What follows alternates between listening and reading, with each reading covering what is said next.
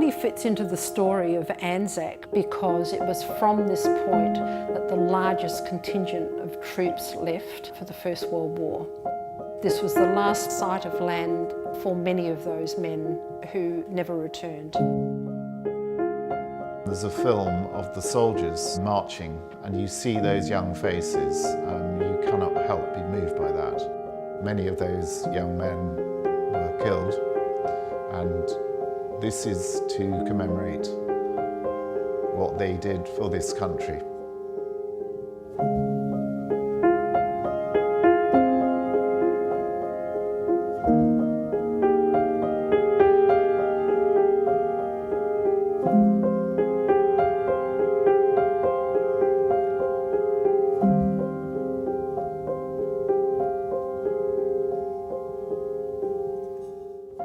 My name is Bruce Munro and I'm an artist mainly working in light.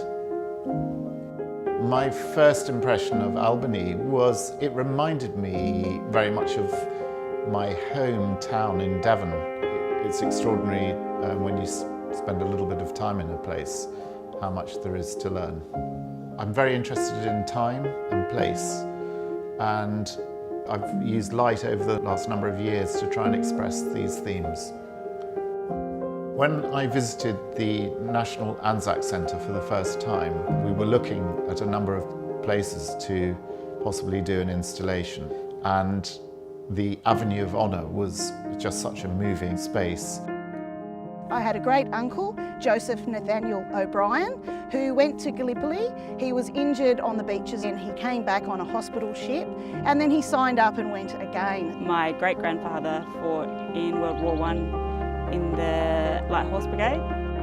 I think it's an amazing tribute to the Anzacs and the sacrifices that they made, especially being amongst the trees where the plaques are planted by people who lost loved ones in the war. I've never created literally an avenue of light, and it felt extremely relevant to place the field of light under the trees to coincide with the 1418 centenary of the Anzacs. With war, we have to have a positive message. This museum and this whole space is a commemoration for people who have given their lives, but it's also a message to us all that we mustn't do this again. And if the field of light stands for anything, is let us live in peace, not in war.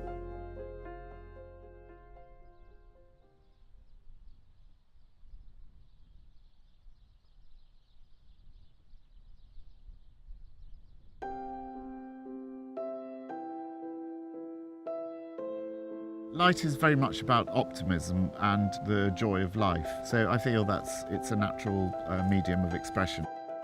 The Field of Light was inspired initially by a visit to Uluru.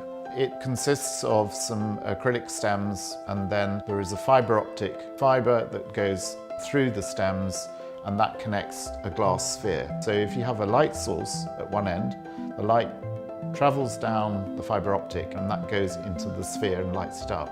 The predominant colours for the field of light will be green, white and gold, and they're the colours of the New Zealand flower, which is Kowhai, and the Australian wattle. Many of the installations I do requires volunteers. I don't want you thinking that this is an installation about one person. It's impossible for me to do it. I'd be still doing it 10 years later if it was just up to me. In fact, it probably would never get done. But there's, I think, 16,000 stems in this installation, thousands of metres of fibre. There's lots of widgets that have to be put together. Then it has to be packaged, put into containers and then shipped over. You can obviously tell that I'm not the person who's up on the logistics. I just have the daft ideas. My name is Belinda Rowland. I'm part of the installation team putting in the glass spheres. I'm Shannon Morton. I'm a volunteer for the Field of Light. I've been lucky enough to run some of the fibre optic and plant the stems themselves. My name is Graham Armstrong. I'm a volunteer for the Field of Light Avenue of Honour in Albany.